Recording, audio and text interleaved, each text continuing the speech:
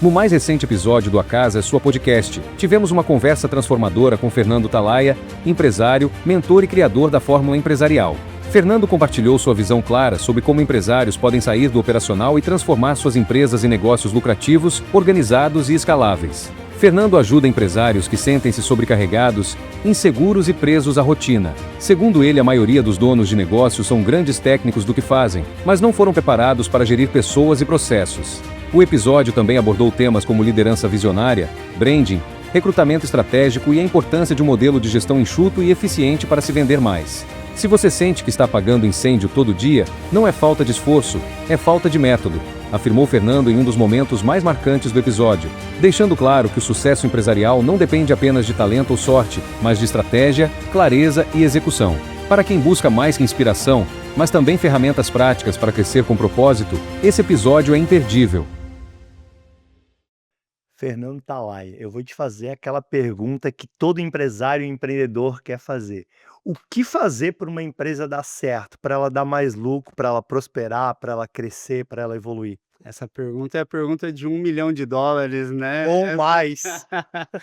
É, tem três coisas que eu vejo que o empresário ele tem que ser bom para fazer uma empresa dar certo. Parece simples, mas não é fácil seguir o caminho, né? Ele precisa ser bom em atrair clientes, ele precisa ser bom em reter os clientes, e converter esses clientes. A ordem seria atrair, converter e reter. Eh, e eu vejo que isso é muito negligenciado, porque às vezes a pessoa é boa em atrair. E ele é um comercial, uma pessoa influente que conversa com um, com o outro, Claro. e ele atrai o cliente. E aí ele negligencia às vezes a conversão. Então você pega lá, gente mandando proposta de 10, 15, 20, 30, R$ 100 mil com um orçamento no WhatsApp, e ele atraiu o cliente, mas na hora de converter, ele vai me passar uma proposta de R$ 100 mil para fazer uma reforma, pelo WhatsApp. O que que a pessoa faz naquele momento? Ela recebe a proposta, tem umas 5, 10 páginas, ela faz assim, ó, Quer saber o preço. preço? E aí, preço por preço, ela vai no mais barato. Então, uma coisa que a gente traz é, não se manda proposta, você tem que apresentar. E aí a gente traz técnicas de conversão. Mas tem gente que é muito bom vendedor e converte muito bem. Só que o marketing não está atraindo boas pessoas e bons clientes. E ele fica sempre naquele linear assim de, nossa, preciso de mais um cliente. Aí chega um cliente e ele converte, relaxa. Mas mês que vem ele começa tudo de novo. Certo. E aí, por final, eu preciso sempre pensar no LTV desse cliente, porque o custo de aquisição do cliente, o CAC, sobe cada dia mais. Então, se você for rodar tráfego pago, se você for rodar mídia, marketing, cara, todo dia é um pouquinho mais caro. Então, hoje você paga R$ 50 no lead, amanhã você paga 60, aí você vai pagar num custo de aquisição no CAC, você vai pagar R$ 200, R$ 300, e quando eu só penso em atrair e converter, É. eu vou deixando um monte de dinheiro na mesa, porque esse cara deveria estar comprando mais comigo. Então, se ele se torna bom nessas três coisas, atrair, converter e reter clientes, eu falo que ele tem um caminho para prosperar e para lucrar. E dentro dessas três etapas aqui, a gente pode discorrer vários pontos ali, de um conceito que a gente trouxe como gestor de receita, né. Aí, na gestão de receita, a gente tem a parte do marketing, você tem a parte do time comercial, você tem a parte de produto e você tem a parte do sucesso do cliente, que é o customer success. E cada uma dessas etapas aqui tem os seus pontos a ter atenção, a estudar, a ter bons profissionais, boas consultorias e mentorias ajudando. Então, ou você estuda, ou você contrata quem sabe para te ajudar, né. Que aí, às vezes, facilita o trabalho, né? Fica mais rápido, né? Exato, você queima etapas, né. Claro, claro. Porque outro erro que a gente vê bastante é, a pessoa vê lá: "Ah, então eu vou fazer o marketing". O pessoal lá da A Casa é Sua podcast falou que tem que fazer marketing. Não, sabe o que é? É que meu sobrinho, ele acabou de fazer um cursinho ali de um cara, e eu vou dar uma oportunidade para ele. Cara, qual que é a chance disso dar certo? Qual que é a chance desse sobrinho que nunca fez nenhum marketing, rodar um tráfego pago e jogar um bom cliente no colo dele? É muito remota. E aí é uma outra coisa. Então, se eu vou investir, eu preciso trazer alguém que já tenha resultado para fazer esse marketing. Então eu vejo que é nessa linha, assim. Aí a gente pode discorrer aqui E sobre cada uma deixa eu dessas te fazer etapas. uma pergunta. Por que que você acredita que os empresários, os empreendedores, todo mundo quer resultado, óbvio, né, quer que o seu negócio prospere. Por que que você acredita que, às vezes, ele investe muitas coisas em outras coisas e talvez ele não está tão preocupado com o cliente dele, ele está preocupado em como ele gostaria que o cliente dele fosse, né, "Ah, meu cliente fosse dessa forma, pagasse dessa forma". Isso é falta de consciência, né? Ele não tem consciência. Então o empresário, ele é o cara mais louco que existe no Brasil. Imagina que todos os profissionais, antes de exercer uma profissão, eles se prepararam. E o empresário? Acorda, vou ser empreendedor, agora eu vou ter minha liberdade financeira, agora Isso, eu vou viver isso. o meu sonho, minha vida, e ele vai. Não quero ter mais chefe, não Exato. quero ter Só que o horário. que que ele conhece, cara, de pessoas, de contratar, de parte jurídica, de parte contábil, de vendas, de negociação, o que que ele conhece do produto, de Fluxo de marketing, caixa. fluxo de caixa, DRE, DFC, o que que ele conhece? Ele não conhece nada disso. E ele acha que ser empresário é ter um produto e vender aquele produto. E e eu percebo muito isso para você que está nos acompanhando é importante, né.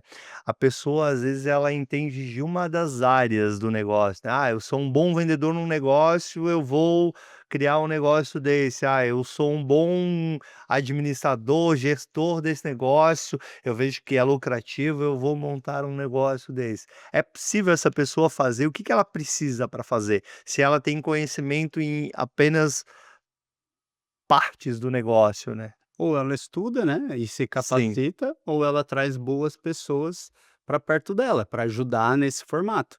Então, por exemplo, o pessoal acha que contabilidade é um custo. certo. Só que depende do contador, porque tem contador que ele te ajuda em estratégias tributárias.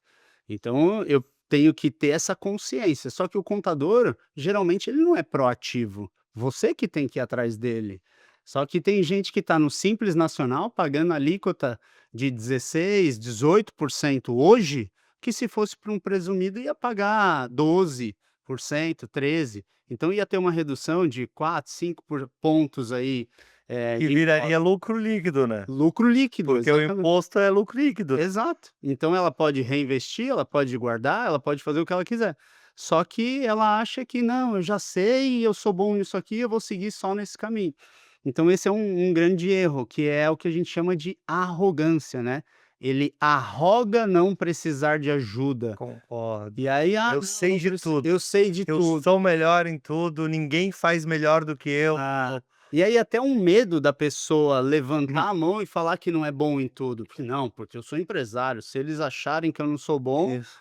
eu vou à ruína, e aí é aí que ela vai à ruína, né, quando ela é muito arrogante. Então esse é um dos pontos falhos aí, que o empresário ele tem que olhar, ele tem que se desenvolver. Claro que não é com qualquer um, ele tem que Claro. pensar: "Bom, vamos ver com quem tem resultado, quem pode me ajudar que tenha resultado", e seguir esse caminho. E é isso que eu vejo. Aqui você deve passar e passou bastante na sua jornada por essa capacitação. A gente vai batendo a cabeça, vai, pô, e agora? O que que eu vou fazer? Aí, Sempre tem os novos desafios e eu costumo dizer que eu preciso das novas pessoas para me ensinarem e me ajudarem melhores do que eu no que eu não sei ainda. sim, Porque no nível que você perguntou do meu exemplo, né, talvez você que está nos acompanhando é igual. Independente do nível que você está e quando você vai crescer, não imagine que quando você crescer você vai chegar nesse nível, não, você vai precisar novamente de ajuda, de conhecimento, de ajuda, de sempre. porque a mente que faz 100.000 não é a mesma mente que Que faz faz um um milhão, milhão e que que faz faz 10, 10. que faz 100, que faz 1 bi. Não é. E a que vai te ajudar também muitas vezes não é talvez o teu amigo, teu colega da faculdade, ele consiga te ajudar até num ponto, Sim. mas talvez ele não. Não, talvez não, ele não consegue te ajudar, porque se ele não conquistou, como é que ele vai ensinar algo que ele ainda não conquistou? É a mesma coisa você aprender a ser empresário com um professor de faculdade que nunca empreendeu, que vai falar lá para você: "Não, porque soft skills, hard skills", Sim. é bonito isso na literatura. Hum. Agora fala para aquela pessoa que chegou, que está brigada com o marido, com a Isso. esposa, na hora da discussão ali: "Não, olha, seu hard skills não tá tão bom", Isso. amigo, não é bem É. assim. E isso que você falou é muito interessante, porque uma das minhas graduações foi administração. E eu lembro que uma das conversas, discussões com um professor meu foi a seguinte: ele falou: "Não, porque se o teu negócio tá com isso, você precisa cortar custos". Eu falei: "Ah, é cortar custos, bacana, corta custo, não, demite um, outro, ou se não tá com caixa para pagar aí eu assim, como é que você vai chegar lá para o cara que é pai de família, falar para ele: "Cara, eu preciso te demitir" porque eu não tenho como te pagar, ou eu não tenho o cara vai achar que você é mentiroso. E a melhor Com estratégia? Não é, cara, porque se É, você demite uma pessoa que é boa, aí que a empresa vai pro buraco mesmo, né. exatamente, ou aquela, pô, faltou grana, corta hoje até mudou isso, mas já foi muito, corta corta o que eles achavam do supérfluos, né. Sim. E aí não é o caminho. Eu não sou adepto de ficar rico ou ganhar dinheiro cortando custo, não sou adepto. Que nem tem gente que ensina você a ficar rico cortando um cafezinho. Cara, eu acho isso aí a maior escassez do mundo, porque num café você pode sentar com um cara legal, tomando um café, bate um papo, surge uma parceria, surge um novo negócio, Hum. um novo cliente, ideias brotam na hora que você está num ócio criativo. Então, por isso que tem que cuidar muito com quem vai ouvir. Quem ouve. Isso é fundatório. Quando você fala isso, eu chego meu pelo chega até a levantar, porque eu fico feliz, cara. Sim, Porque às vezes você ouve ali que é na a economia da economia, né, que não gera que vai fazer, não gera. que não gera prosperidade, não gera o resultado E nunca. aí é aquilo, né, uma coisa que é legal a gente pensar nesse momento, porque tem gente assistindo que está em várias fases. Tem gente que está assistindo que está bem no começo, Perfeito. tem gente que está na CLT e está querendo Certo. empreender. Então, cada contexto é diferente e a sabedoria do que a gente está falando aqui está no contexto. Porque o contexto de uma pessoa que está na CLT, ele tem que economizar e ele tem que investir nele primeiro. Claro, É diferente claro. de uma pessoa, por exemplo, um empresário como você tem que investir no branding da sua marca. Então você faz um investimento na imagem. Só que tem gente que fala: "Você tem que viver como pobre e morrer como rico". E cara, depende do contexto, porque uma pessoa do CLT, ela não pode investir, sei lá, num carro, numa Porsche. Só que quem faz negócio, uma Porsche abre caminhos para essa pessoa. Se você chega bem vestido, num carro legal, isso abre portas para você e você fomenta mais negócio. Só que essa dica, esse conselho serve para todo mundo? Não serve. Porque senão essa pessoa que está no CLT, que quer ficar rica também e quer um dia empreender, ela quebra antes de conseguir empreender e fazer a máquina girar. Então, tenham muita cautela e entendam o contexto do que a gente está dizendo aqui. Porque, e eu acho que isso é uma coisa importante, né, porque muitas vezes eu percebo que as pessoas elas não pegam o conhecimento, elas querem ser, e às vezes você querer ser, você vai pular etapas, né. Sim. É igual na Ela nos quer ter, né, ela quer isso, ter ela quer direto o resultado, mas exatamente, ela não quer passar no processo de transformação e se tornar e ser ali, né. exato, que é o mais desafiante É, provavelmente, né. total. E você que trabalha com empresários e que ajuda eles, que como é que tu percebe, assim, porque as pessoas elas têm dificuldades, né, que a gente chama das dores. Quais você acredita que são as principais dores que os empresários têm? Legal. As dores que ele tem para fazer o negócio dar certo. Exato, Tá. claro. A primeira, e é a unânime, é a parte de vendas. Então, baixas vendas e pouco faturamento.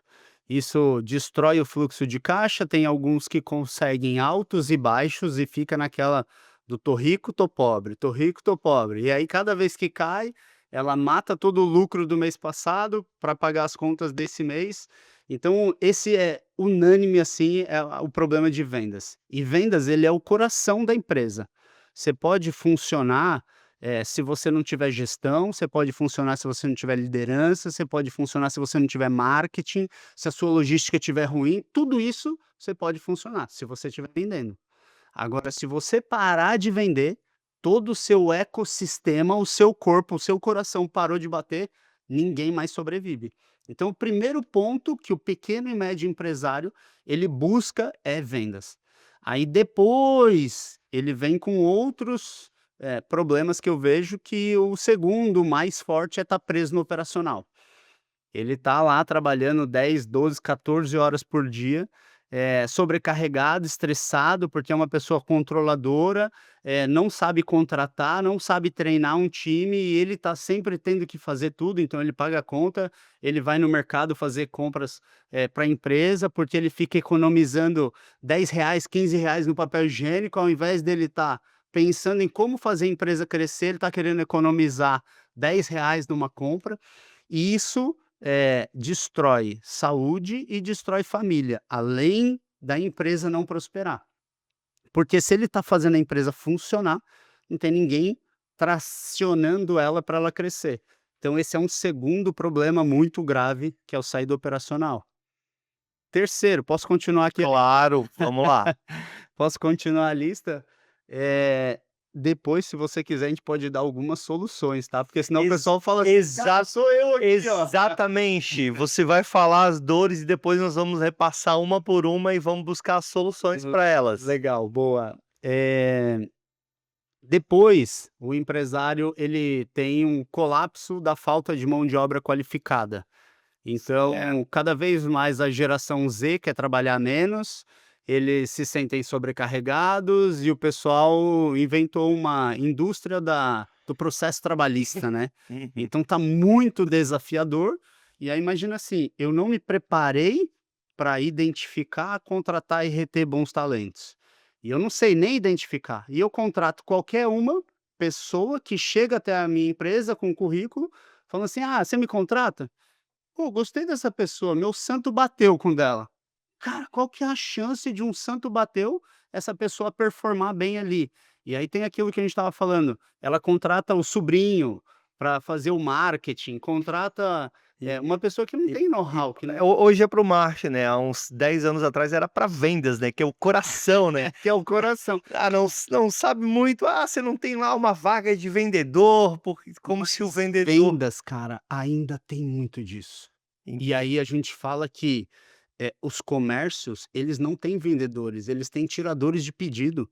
Porque você entra no comércio hoje, a pessoa vem com "posso te ajudar". Cara, isso não funciona. Você vai ela fala: "Posso te ajudar", você fala: "Não, obrigado, tô só dando uma olhadinha". Então, ela não treinou o time de vendas, ela contratou uma pessoa que estava desempregada pedindo um emprego, e essa pessoa não sabe nada de perfil comportamental, de tomada de decisão, de gatilhos mentais, de blocos persuasivos, de agregar item de pedido, de ápice emocional, não sabe nada de vendas. E aí você coloca ela lá e ela se torna um tirador de pedido. Aí você pega: "Ah, eu queria comprar uma toalha". "Ah, toalha? Eu tenho essa e tenho essa. Mais alguma coisa?". "Não, obrigado". E ela sai. Então eu coloco uma pessoa para atender no meu departamento de vendas, que tira só o pedido, ela não vende nada para o cliente. Então esse é um outro grande problema, por isso que tem esse e desafio de e vendas. a gente comenta bastante com o time de alguns negócios nossos sobre o vendedor proativo, né. Aquele tem o que fica esperando, que você falou, né, entra mais lead, menos ele fica esperando, e tem aquele que sabe onde que são as pessoas que precisam ou as empresas e vai atrás. Sim, E isso a gente percebe que a diferença, né, do resultado dele é gigantesca. total. E isso é treinável, né. É treinável. E aí tem o perfil também, né, porque se a gente olhar aí, tem um cara chamado William Moulton Marston, Certo. que ele dividiu todo mundo em 4 grupos de perfis. E existem 2 perfis que são muito proativos e 2 perfis que são muito reativos. Então, o influente dominante são perfis proativos, comunicativos, que vão atrás. O estável e o conforme, eles têm outras qualidades, mas eles são mais reativos. Então, se você colocar um conforme ou um estável para fazer isso, ele não consegue, ele não tem habilidade natural para fazer. E aí por isso que não acontece. Então, time de vendas, essa venda de ir atrás do cliente, e conversar, e fechar, e buscar, tem que ser dominante, influente ou influente dominante. Eu tenho que ter isso no perfil. Essa é uma das etapas que a gente avalia num processo seletivo. O processo seletivo hoje ele tem 9 etapas.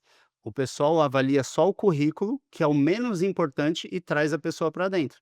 Mas eu preciso avaliar o perfil comportamental, fit cultural, a atitude da pessoa, estilo meritocrata, eu preciso avaliar o caráter dessa pessoa, a habilidade, que é saber fazer o que tem conhecimento. Então, uma série de coisas aí que ajudam o empresário a se preparar e achar mão de obra qualificada, né. Por isso que falta mão de obra qualificada, na verdade não falta, né, eu não sei qualificar e colocar as peças nos Nos lugares nos certos. lugares corretos, É, bacana.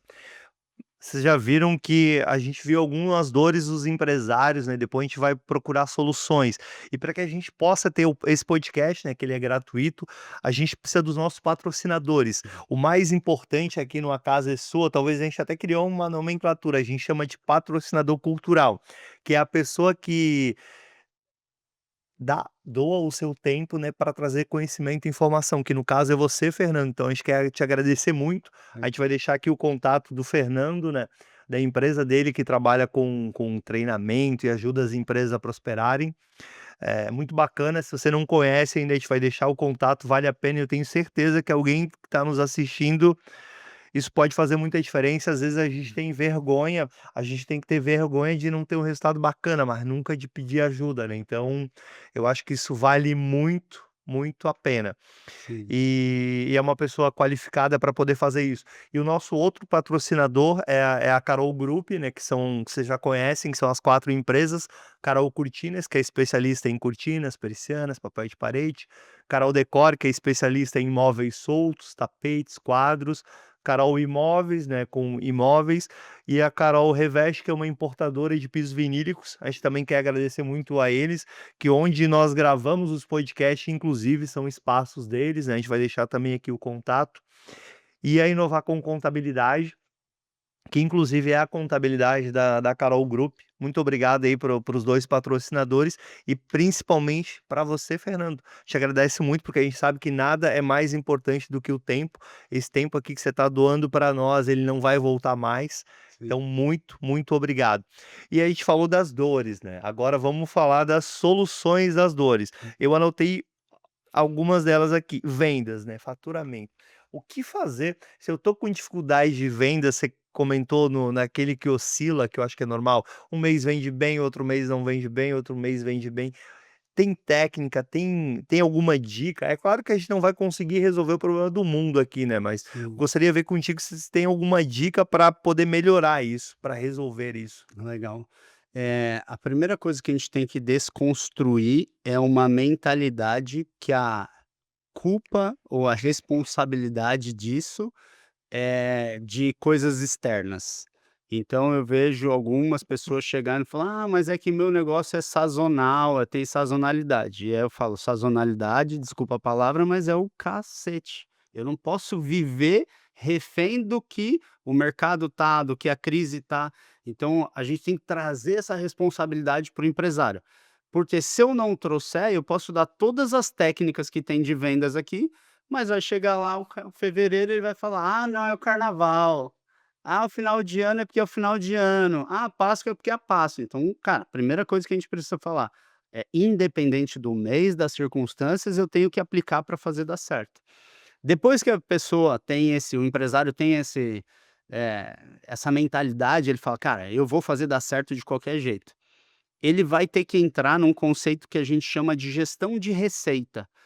Por que que a gente trouxe esse conceito? É colocar uma pessoa como líder de 4 cadeiras, porque se eu deixo cada um, em uma cadeira, por exemplo, a gente tem o marketing, que é uma das cadeiras, outra é o comercial, outra é o time de produto e outra é o sucesso do cliente. Se eu deixo isolado, aí o marketing fala que mandou lead para o comercial, e aí o comercial fala: "Não, mas o lead que chegou aqui não é qualificado". E aí o marketing fala: "Não, é qualificado sim". Aí fica aquela guerra, e ninguém sabe aonde está o problema de vendas. Aí quando ele se acerta, ele fala: "Mas é que o produto tá caro, tem que ter outro produto, tem que ter mais produto, tem que ter variedade de produto". Não, tem muita variedade, é sempre o problema do produto. E aí vai estar lá o produto. A parte do sucesso do cliente é um outro conceito que é recente no mercado e muita gente negligencia.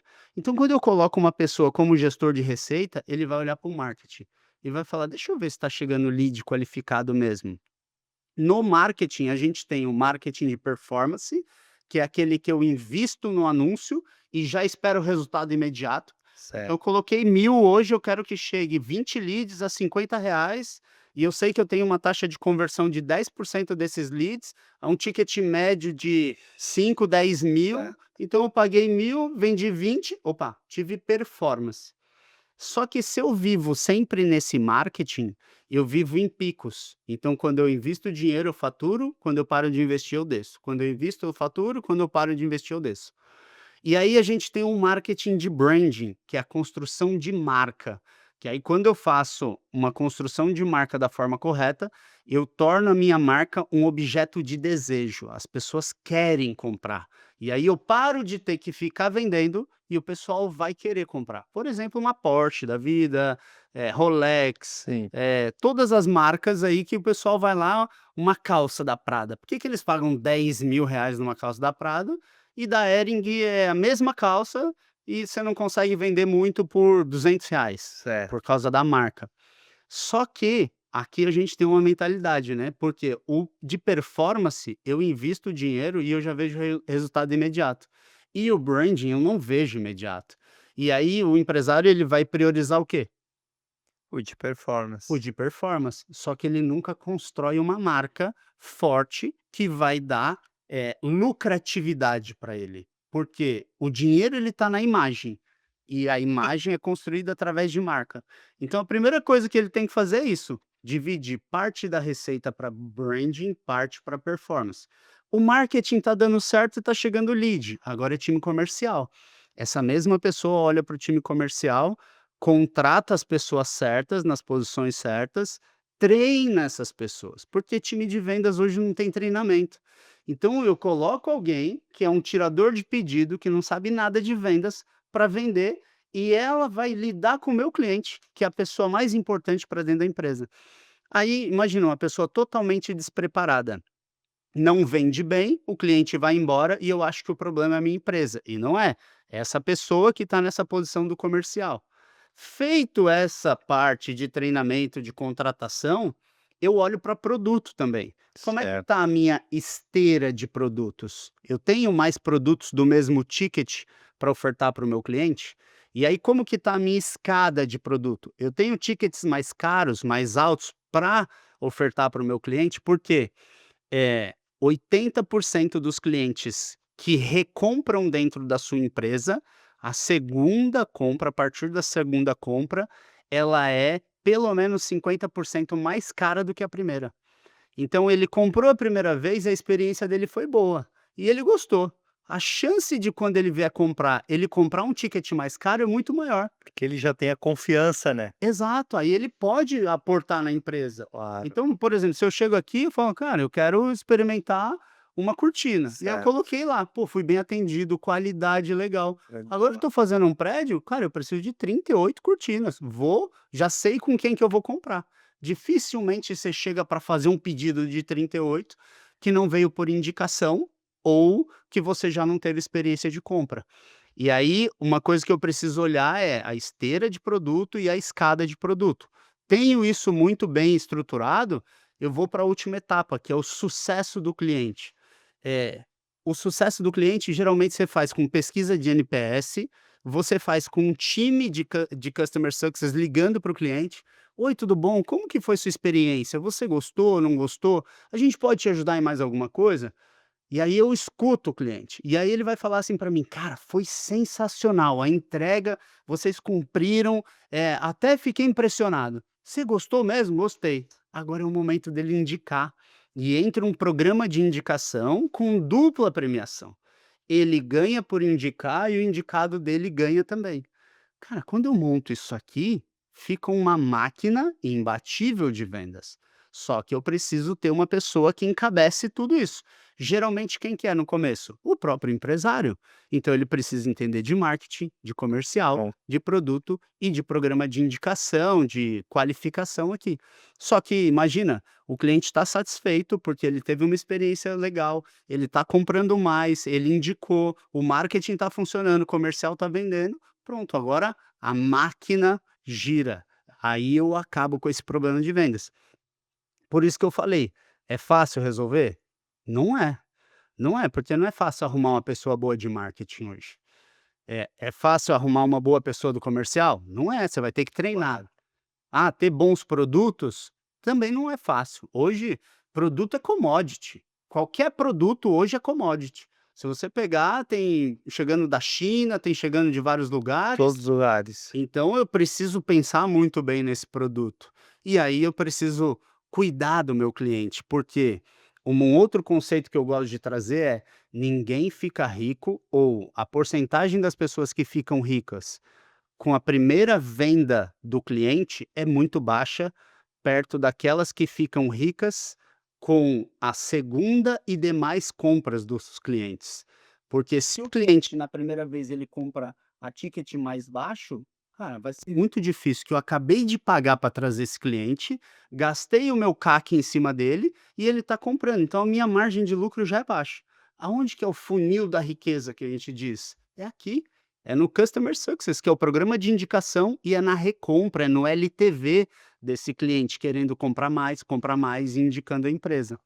Essa é a máquina que a gente estrutura quando eu vou fazer uma mentoria numa empresa, eu bato o olho nisso, vejo como que tá, a gente alinha esses pontos, cria um planejamento para fazer um plano de ação em cima disso e, cara, é infalível, assim, é infalível. Não tem como dar errado se a gente pensar nessas 4 caixas aqui. Muito bom. E aí, como você falou, né, parece simples, mas para aplicar Precisa ter o precisa conhecimento, ter o né. conhecimento, né, porque Tem que senão ter o com track certeza não vai record, funcionar, né, exatamente.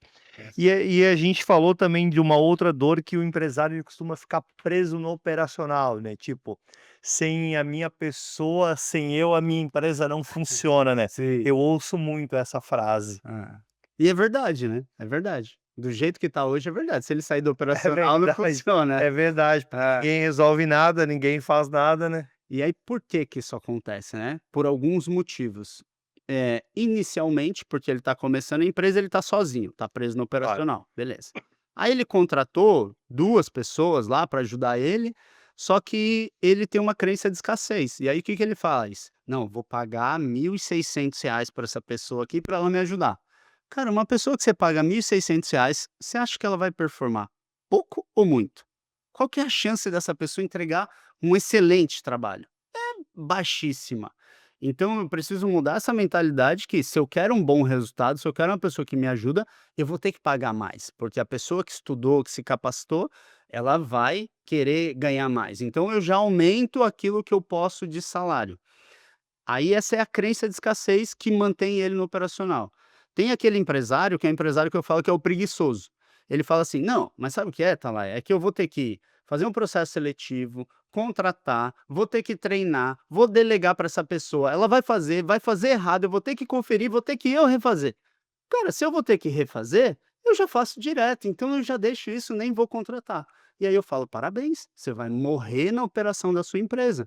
E se a gente olhar com o processo de modelagem para os grandes empresários, cara, eles vão treinar a vida inteira as pessoas até elas ficarem boas. Esse é o trabalho deles. Esse é o trabalho deles, é o trabalho do líder. Só existe líder porque as pessoas não fazem o que elas precisam fazer sozinhas. Então é algo que é o papel. Quando eu decido ser empresário, eu decido não trabalhar mais na operação e eu decido formar pessoas para que elas possam fazer a operação da empresa. Esse é um segundo problema que a gente vê aí. E o terceiro é falta de capacitação também, de trazer boas pessoas, de entender boas pessoas, de se tornar um líder mesmo de verdade. Que ela acha que ela vai ser boa tecnicamente, mas a parte técnica não tem nada a ver com liderança, né? Na operação, eu preciso ser bom na função. Então, aqui na operação, você precisa ser bom no papel de parede, você precisa ser bom no piso, você precisa saber detalhes, você precisa. É isso. Só que quando você sai daqui e vai para a liderança, você precisa entender se o vendedor está bem, se não está, se ele está capacitado, como que eu vou extrair o melhor dele naquele momento. Então já mudou completamente a competência que eu tenho que ter. Só que geralmente a pessoa sobe para um cargo de liderança e não faz nenhum treinamento de liderança. E acha que vai de forma empírica liderar pessoas. E aí não vai. E 85% das pessoas que não ficam numa empresa é por causa do líder, não é por causa da empresa. É por causa das pessoas, não é por causa do salário, não. Não é, é porque o líder falou com ela de uma forma que ela não gostou. O líder não está inspirando ela como ela gostaria. O líder não está dando voz, não está dando atenção para ela. E aí ela fala: "Ah, não quero mais ficar aqui". Mas por quê, cara? O ambiente é bom, você está ganhando um salário bom. "Ah, mas eu não sei, não, vou procurar outro lugar". E ela acaba saindo. É, a maior parte é por causa do líder.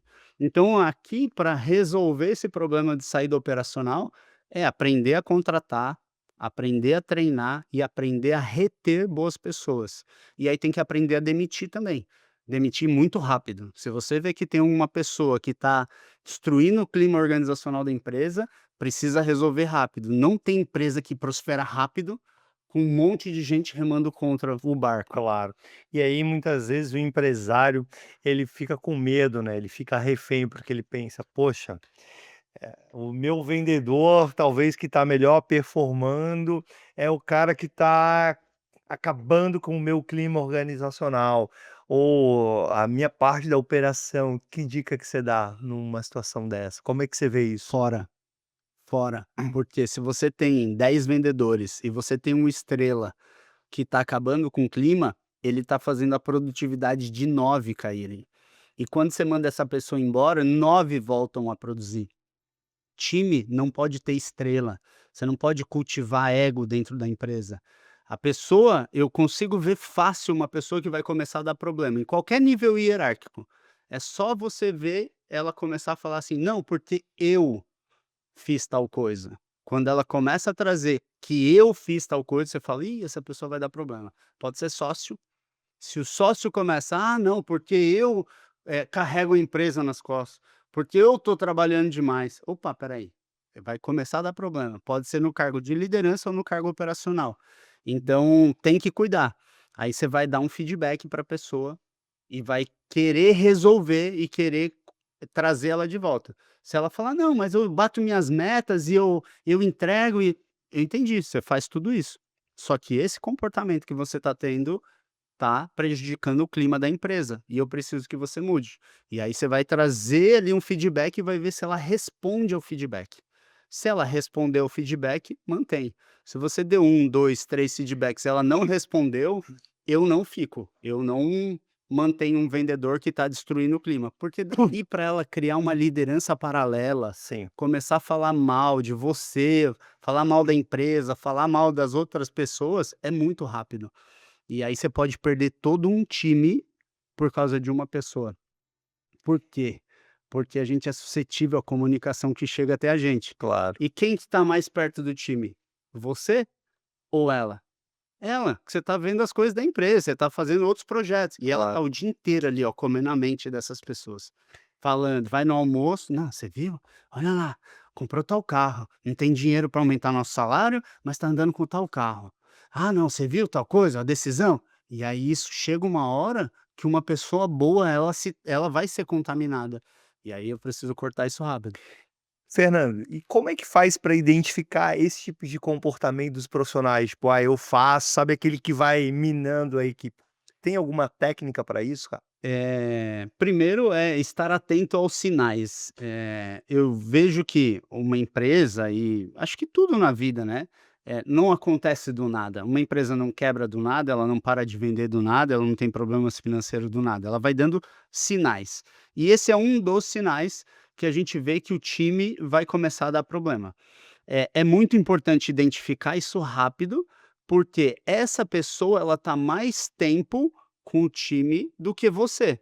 Então ela está jogando mais informações para eles e eles estão sendo mais influenciados do que aquilo que você quer que seja influenciado. Como que a gente elimina ou mitiga o máximo possível? Criando uma cultura intencional pelo líder. Então o líder ele define os valores daquela empresa e uma delas é integridade, é verdade. Certo. E aí você sempre que possível, cultura é rito, né? Toda vez que você Sim. precisa, você vai falar sobre a verdade. Olha, aconteceu isso aqui, a gente prefere falar a verdade para o nosso cliente e perdeu o cliente, mas a gente falou a Fala a verdade. verdade. Então eu trouxe o valor da empresa ali. E aí, aqui dentro, eu não aceito mentira, aqui nosso valor é verdade. Essa pessoa ela já vai começar a entender nos sinais que ali, se ela andar fora daquele caminho, ela vai ter problema. E quando você cria uma cultura, que é o comportamento coletivo de uma empresa, eh, as pessoas que estão dentro da cultura, elas começam a indicar quem está fora da cultura. Então, se você vai para os Estados Unidos hoje, tem uma cultura lá. E se você quiser andar fora da cultura deles, os próprios americanos te denunciam, porque você está andando fora da cultura. E aí a gente cria essa cultura dentro da empresa que o próprio time chega para você e fala: "Eu preciso sentar com você, tem uma coisa para te falar. Olha, fulano de tal tá falando isso, isso e isso da empresa, e eu não acho certo, eu não falei nada no almoço, mas eu me senti na obrigação de vir aqui falar". "Ah, legal, falou? Pode deixar que eu vou resolver". E aí você vai lá e resolve o mais rápido possível. Então, quando ela tá minando o time, você tem que resolver o mais rápido possível. Eu vejo que a parte de identificar, assim, o líder, ele tem que estar treinado para fazer essa identificação e tem que criar essa cultura, porque aí o time blinda a empresa. Se entra uma pessoa fora da cultura, Sim, ou ela se adequa sim. ou fora. E como é que você daria o feedback? Aí você vai chamar esse profissional que está causando esse problema, tá falando mal da empresa, tá indo contra a cultura, você chama ele, Legal. você dá um feedback, você demite, como é que você vai falar com essa pessoa? Eu dou um feedback inicialmente e vejo se ela responde ao feedback. Por quê? Todo mundo é suscetível a erro, pode errar e tá tudo certo. Claro, Só que você não pode repetir o mesmo erro. claro. Então eu vou dar um feedback e aí você tem algumas técnicas, né? Tem gente que chama de técnica sanduíche, tem outros que trazem a parte da parte científica, que foi um cara chamado Losada, que ele fez um estudo em cima do feedback para trazer qual a melhor forma de dar um feedback para a pessoa e ela sair feliz daquele feedback. Então você traz 3 interações positivas, traz o feedback negativo e mais 3 interações positivas para essa pessoa. Como seria isso? Isso você pode usar com a mulher, com a esposa, com o marido, com o filho, com todo mundo. Certo. Porque ninguém gosta assim de chegar: "Pô, você pisou na bola nesse relatório aqui, vai lá, faz de novo e vê se faz certo agora".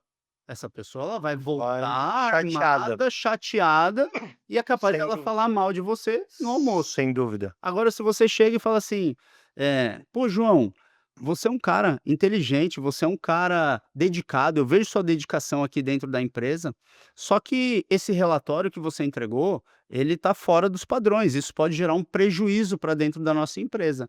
Eu posso contar com essa sua mesma dedicação que eu vejo que você sempre tem para fazer um relatório top de linha e entregar o melhor possível aqui para gente?"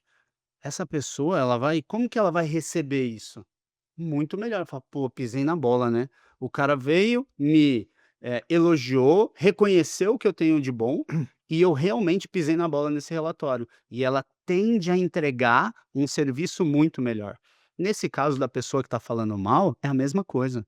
Se você acha alguma coisa de bom nela, né, porque ela tem que ter alguma coisa, se ela está trabalhando na sua Claro, empresa, ela tem que ter alguma coisa de boa. lógico, claro. Se a pessoa fala assim: "Ah, mas ela não tem nada de bom", se ela não tem nada de bom, você que errou. Você Exato. errou na contratação e você errou de manter ela lá. Aí você traz ela e fala lá: "Ô Fabrício, Fabrício, cara, você é um cara inteligente, você é um cara esforçado, eu vejo que você está esforçado, você está pagando preço, você está vindo lá do continente aqui para Florianópolis. Cara, só que eu tô entendendo que você está falando mal, que você está insatisfeito com algumas coisas da empresa. Aqui dentro a gente não aceita esse tipo de coisa. Se você está insatisfeito com algo, traga a solução, traga possíveis soluções. E eu sei que a gente não é perfeito e nem vai ser, mas traga soluções, tá? Posso contar que a partir de hoje você não fale mais mal aqui dentro da empresa?" Aí ele: "Pô, pode". Legal, cara. Conto com você, conto com essa sua determinação, essa sua obstinação aí por crescimento. Tamo junto, eu vou te ajudar, tá bom? Tá bom. E aí manda ela lá e vê se ela resolve e responde ao feedback. Se ela não responder, você pode dar a chance de ter mais um ou dois feedbacks, mas aí vai depender do nível do estrago que ela tá fazendo dentro da empresa. E como saber se é a hora de demitir ou não? Você sabe? De forma É, fácil? essa é uma boa pergunta. Como saber se é a hora de demitir ou não? Essa é fácil. É só você se perguntar, hoje eu recontrataria essa pessoa feliz para trabalhar dentro da minha empresa? Se você pegar qualquer colaborador aqui e falar: "Hoje eu recontrataria", se você falar que não, provavelmente é hora de demitir ela, porque se você não recontrataria, você está mantendo ali por uma zona de conforto. E aí tem uma outra pergunta que valida também, que é: se essa pessoa pedisse demissão hoje, você ficaria triste ou feliz? Entendi. Se você ficaria triste, é porque é uma pessoa que é bom estar dentro da empresa. Claro. Cara, se essa pessoa pedisse demissão, Nossa. meu Deus do céu, eu ia ficar feliz. Cara, manda embora logo, não fica guardando ela. E aquelas pessoas que têm a mentalidade, os empresários, né, você que está nos acompanhando, pô, vou fazer de tudo para ele pedir demissão. Eu já ouvi isso muitas vezes, porque, pô, demitir é um custo alto, vou dar um gelo, vou deixar ele ali no lado até ele pedir demissão. Eu não acredito nisso, cara. O prejuízo pode ser muito maior. Essa pessoa pode, de alguma forma, mentir para um cliente, pode denegrir a imagem da empresa, ela pode. A gente já pegou vários casos assim de pessoas que estavam nesse processo, que emitiram nota fiscal fria para bater um DRE, para bater um balanço. Então, coisas assim que quanto mais tempo você mantém ela, pior é para a empresa. Claro que a pessoa que está ouvindo não vai sair: "Ah, então eu vou demitir todo mundo amanhã", Claro, porque senão a empresa para. claro, claro. Mas eu tenho que ser o mais rápido possível para resolver esses problemas. Uma outra questão que é interessante sobre pessoas, né, e quando a gente analisa custo, eu percebo que a maioria das empresas, elas têm, elas preferem trabalhar com o mínimo de pessoas possíveis. Então, se ela pô, eu tenho alguém na minha equipe que eu sei que não está na minha cultura, que se eu perguntar: "Eu gostaria de estar com ela, eu recontrataria ela feliz?", a pessoa falar: "Não". Eu ficaria triste se ela pedisse para demitir ou feliz? Ah, ficaria feliz. Só que aí ele analisa: "Poxa, eu vou tirar ela, eu não tenho ninguém para colocar, ela faz alguma coisa que ninguém sabe". O que que o empresário pode fazer, no teu ponto de vista, para não passar por uma situação dessa? Criar processos e definir processos claros por cada departamento, por cada função. Porque ele não está querendo mandar ela embora, porque ela sabe fazer algo que talvez só ela saiba fazer. Só que Entendi. esse é um dos erros da pequena empresa, né, porque quando você é pequeno, você não precisa ter processo, porque Claro. os processos tá tudo na cabeça do dono. Só que se ele cresce e contrata um monte de gente e não cria processos, todo mundo fica requisitando ele o tempo todo. "Ô chefe, como é que faz isso? Ô chefe, como é que eu resolvo isso aqui?" E aí ele tá sobrecarregado mesmo com o time. Se ele passa os processos para a cabeça do pessoal e não documenta, agora ele tem um outro problema, que é, se essa pessoa for embora, ela leva toda a minha inteligência financeira com ela. E aí eu tenho que ficar pisando em ovos com ela.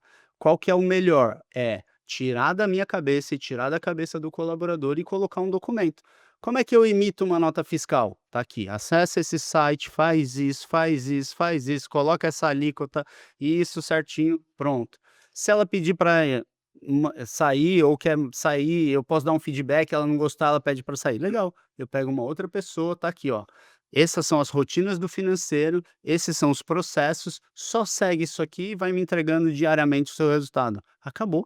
Isso pode ser para o comercial, pode ser para financeiro, pode ser para o RH, pode ser para o administrativo.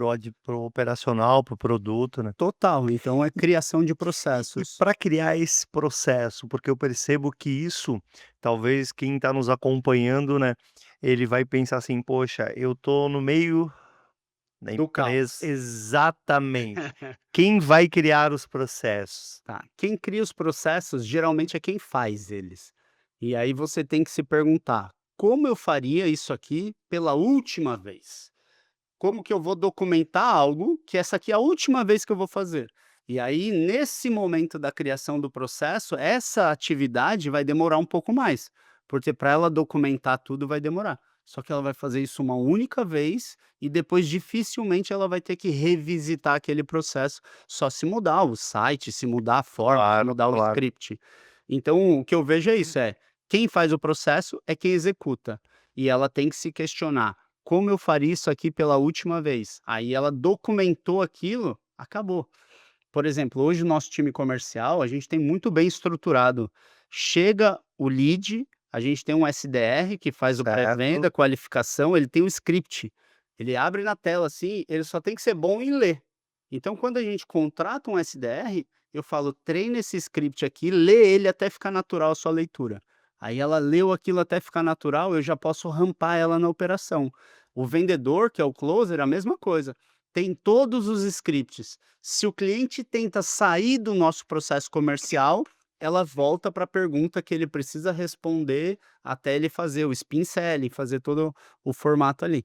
Então a gente definiu esse processo porque fica muito mais fácil. A gente não escala o time comercial, você não escala vendas em cima de time, né? Você escala em Claro, cima de um processo claro. bem definido para que o cara não tenha que ficar indo para o operacional toda hora, senão, mais uma vez, saiu o colaborador bom de vendas ou saiu o bom de financeiro, quem é que tem que vir fazer? O dono da Nossa, empresa volta para fazer. fazer. Cara, de E aí, às vezes, o dono já não tá fazendo faz um tempo, ele vai ter uma dificuldade, é, porque ele vai ter que retomar, né. E isso que você falou é uma coisa interessante, eu lembro que eu aprendi a vender com um processo muito claro, e eu era tímido. E eu percebo que hoje em dia uma outra questão que é interessante, quando você busca, por exemplo, equipe de vendas que tem experiência, que ele já acredita que ele tem o processo dele, ou seja, não, eu sempre fiz dessa forma, eu faço dessa forma e dessa forma dá certo. aí ele tem que ter a humildade para ver se aquela forma é a melhor ou se a que a gente tem dentro de casa é a melhor. Melhor. Mas isso aí é alinhado na entrevista, né. Você alinha na entrevista: "Ó, eu entendo que você já tem 10 anos de experiência, que você tem esse processo de vendas. Aqui dentro a gente tem um outro processo, e é esse aqui. Como que é para você deixar esse que você tem de lado e seguir o nosso processo? Tá tudo bem para você?" "Não, tá tudo bem, bem tranquilo." "Legal, estamos alinhados?" "Estamos alinhados." Porque aquilo que é alinhado você vai poder cobrar. Claro. Agora, se você não alinha e a Fala vem nada. com todos os trejeitos dela, e você não está disposto a treinar ela, aí vai ter esse desafio Esse mesmo. atrito, né. É, Eu ouvi uma frase, eu ouço algumas vezes o João Kepler falar que é o coração treinável, né. Que sim. é o empresário, que é aquela pessoa que está disposta, né, a Humildade isso, genuína, né. exatamente, quero melhorar, né. É. Alguém tem uma solução melhor, quero melhorar, né. Ah, e esse é uma grande virtude dos bons empresários e dos bons profissionais, né, essa humildade genuína, esse coração treinado. Por quê? Tem gente que confunde humildade com voto de pobreza. "Ah, então eu vou andar com uma camiseta meio esgarçada aqui, meio assim, para passar uma impressão que eu sou humilde." Cara, isso para mim é voto de pobreza, não tem nada a ver com humildade. Humildade é você saber aquilo que você é bom, mas você saber que você precisa melhorar muito em muitas coisas e levantar a mão e falar: "Cara, eu tenho um conhecimento, só que deixa eu entender aqui se esse conhecimento não é melhor. Deixa eu pedir ajuda, deixa eu ser treinável", né. Então não tem essa de: "Ah, cheguei no topo." Eu sempre preciso aprender mais. Isso é humildade genuína, que até o Jim Collins fala dentro do livro dele lá, dos livros dele. Ele fala dos líderes nível 5, que é os que mais performam aí, que performam 10 vezes acima da média, e eles trazem que eles têm humildade genuína. Que é o de saber ouvir, que Ah, eu percebo que alguns líderes, eles, é a seguinte frase, né: "Bom, desde que você me mostre o que você faz melhor, a gente está disposto a mudar." exato. Se você O trouxer e eu melhor ver que é resultado, melhor, tá tudo certo, né. mudamos para o seu processo. Desde que mantenham os valores da empresa, né. Claro, claro. E É. na parte final, Fernando, a conversa ela passa de uma maneira bem rápida, e eu costumo dizer que eu sempre deixo para a parte final, porque eu valorizo quem nos acompanhou. E essa pergunta que eu considero que ela é a mais bacana de todas que eu faço no podcast, porque quando a gente pede as dicas para o empresário, para o empreendedor, para a pessoa que faz na prática. Se você fosse dar 2 dicas hoje para empresários, vamos considerar 2 personas diferentes. Uma, aquela que está começando, talvez está querendo migrar do CLT para começar ou está querendo começar um negócio, e para aquela que já está um determinado tempo, 5, 10, 15 anos, e considera que está no operacional, está naquela volta dos ratos, sabe, um mês vende melhor, um outro vende pior, chega no final do ano, não sei se teve lucro, se não teve lucro. Para o cara que está começando e para aquela pessoa que já está há um tempo, mas que está girando ali a roda. Tá. Eu vou falar o que eu fiz na minha vida, porque eu acho que esse seria o conselho que eu daria para mim lá no começo e que eu dou para quando alguém vem, me perguntar sobre isso. Com 28 anos, eu tinha quebrado 3 vezes. Eu tinha montado empresa de importação, fui 2 vezes para a China, fui para Hong Kong, tinha testado e tentado várias coisas, e eu tive uma carreira executiva muito boa, só que toda vez que eu saía para empreender, não dava certo, eu quebrava. E da terceira vez que eu quebrei feio, assim, fiquei com o nome sujo, protesto no nome. E eu voltei a trabalhar numa grande corporação em São Paulo, na Tivit, uma empresa de 30.000 funcionários. E um dia eu fui almoçar com o pessoal, lá da Tivit, a gente foi almoçar não é Shopping Morumbi, é no Centro Comercial de São Paulo, ali no Morumbi. E quando eu fui passar o meu cartão para pagar um almoço, a mulher falou: "Não passou". Aí eu falei, lembrei assim da conta, falei: "Ah, mas tem uns R$ 1.400 na conta, passa aí, vai passar de novo". Ela falou: "Não vai passar, tá bloqueado". Aí quando ela falou aquilo, cara, me deu um gelo assim, eu falei: "Cara, o que que eu tô fazendo com a minha vida?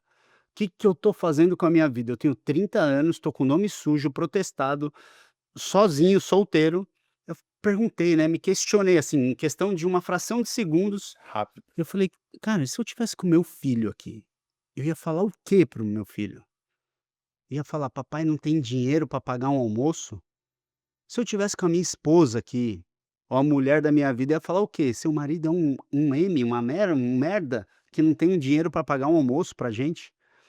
E aquilo me deu uma raiva, me deu uma energia, e sem saber nada de inteligência emocional ainda, eu consegui canalizar aquela raiva para o meu bem. Eu falei: "Eu nunca mais vou passar por isso".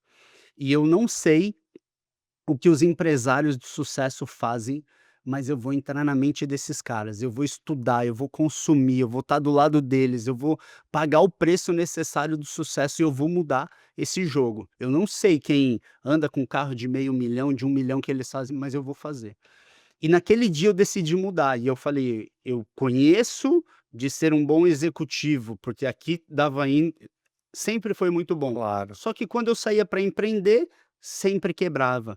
E aí eu comecei a estudar Jim Collins, Jack Welch, Vicente Falcone, Abílio Diniz, Jorge Paulo Lemann, todos esses grandes empresários, e eu fui entendendo sobre gestão, sobre marketing, sobre vendas, sobre liderança, fui me capacitando sobre contabilidade, sobre parte jurídica, e aí eu estudando foi o que mudou minha vida. Então foi ler, primeiro, porque eu não tinha dinheiro para investir numa mentoria, eu só tinha dinheiro para ler. Eu comprava um livro e lia. Eu pegava um livro na internet e lia, eu assistia um podcast. Então começa de onde você tem, com o recurso que você tem, Claro. mas capacitação, Conhecimento. aí conhecimento. Aí quando eu comecei a ganhar um pouco mais de dinheiro e colocar a casa em ordem, um dia eu fui num encontro de pessoas, uma pessoa que é mentora em São Paulo me convidou, falou: "Ah, vou fazer um almoço com os meus mentorados num restaurante japonês aqui em Moema, em São Paulo. Você não quer ir lá com a gente?" Eu falei: "Vou". E eu trabalhava dentro dessa empresa. Cara, eu tinha um bom salário, sei lá, uns 18.000 CLT, eu ganhava em média ali, era um bom salário como CLT, e eu falei: "Vou lá". Aí eu cheguei lá, sentei em uma mesa de uns, sei lá, tinha uns 18, 20 empresários e empreendedores, e aí eu conversava com um, ele falava assim: "Ah, não, porque a minha empresa, esse mês aqui eu lucrei R$ 500.000". Eu falei: "Cara, como assim? Eu acho que eu sou bem-sucedido e eu tô numa mesa que o cara fala que colocou no bolso 500.000". Aí eu virei para outra assim: "Ah, cara, lancei ali o meu produto, meu curso, meu isso, não sei o quê, minha mentoria, vendi de ontem para hoje, 200 mil reais. Eu falei, não, cara, tem alguma coisa errada. Eu tô sentado na mesa errada. E aí no dia seguinte eu voltei para almoçar com o pessoal que eu trabalhava junto, e eles falando de Big Brother, de futebol, de traição, de um monte de coisa nada a ver. Eu falei: "Cara, eu tô na mesa errada. Aqui eu vou ser limitado o resto da vida". E aí vem o segundo conselho, né, troque as mesas que você tá. Quando eu falei para essa galera aqui, eu falei: "Cara, vocês não sabem, existe um mundo lá fora que a galera fala em ganhar R$ 500.000 por mês, R$ 1.000.000 por mês e colocar isso no bolso". O pessoal: "Ah, para, isso aí não é para você não. Se liga, isso aí para". Aí deram risada da minha cara. Aí eu falei: "Não, beleza, pode deixar, fica tranquilo, vou lá e aí a gente Tudo conversa, certo. tá tudo certo". Aí eu comecei a mudar de mesas e comecei a participar de mentoria, de mastermind, de grupos aonde o pessoal me tirava da zona de conforto. E isso é algo que eu faço até hoje. Então eu tô em vários masterminds, porque lá dentro você olha e fala: "Pô, meu resultado tá bom", mas tem um cara que fatura 10 vezes mais que você lá. Você fala: "Não, cara, eu posso aprender muito mais rápido". E aí você chega para compartilhar o seu desafio com um cara que fatura 10 vezes mais que você acha que ele vai saber sua solução ou não? Com certeza. Na hora, ele vai Claro. chegar e falar: "Cara, faz isso aqui, ó, que resolve". Um problema que talvez se arrastaria por um ano, o cara te resolve em uma sacada. Então eu fui muito e sou muito intencional com as mesas que eu sento. Aí eu estudei muito para fazer, essa é a dica para quem está começando. Para quem já está empreendendo, seja intencional com as mesas que você senta. Vai lá, e aí a gente tem várias, eh, sei lá, várias teorias, né, que fala Claro. sobre isso. Ah, o poder das conexões, a frequência, me diga com quem andas que eu direi quem tu és. Você pode escolher o que for. Network, Network, cada um fala do seu jeito. Eu falo: claro. "Cara, senta na mesa dos caras bons, seja o mediano da mesa ou o mais burro, Isso. porque ali você vai aprender muito". E essa tua dica eu acho sensacional. E tem uma coisa que você falou bastante, né, você falou que começou ali, eu percebi que você falou muito de processo e pessoas. Abílio Diniz, né, processo, pessoa, qualquer empresa para ele era processo, pessoa. E uma outra coisa, que o ego faz você querer sentar na mesa onde você é o melhor, né, porque eu sou e É. para você crescer e para você chegar no outro nível, você tem que sentar na mesa onde, de preferência, todos Sejam sejam melhores. melhores Aí e é tenham um resultado humildade. melhor. Exatamente. Isso. Porque aí você vai aprender muito mais, né. Você vai sentar lá e você vai sair de lá com várias Estratégias para fazer a sua dicas e empresa resolver, conexões, né. exatamente. Então a gente tem um mastermind, a gente tem uma esteira, escada de Sim, produtos, um dos produtos é um treinamento chamado Fórmula Empresarial, e aí a gente tem uma mentoria e a gente tem um mastermind. E dentro do mastermind a gente faz hot seat, que é, cara, eu pego lá empresários que faturam, sei lá, 30 milhões mês, 150 milhões ano, e aí a gente coloca pequenos e médios empresários ali, e um traz o problema, e outros 8, 10 começam a falar: faz isso, faz isso, faz isso, faz isso.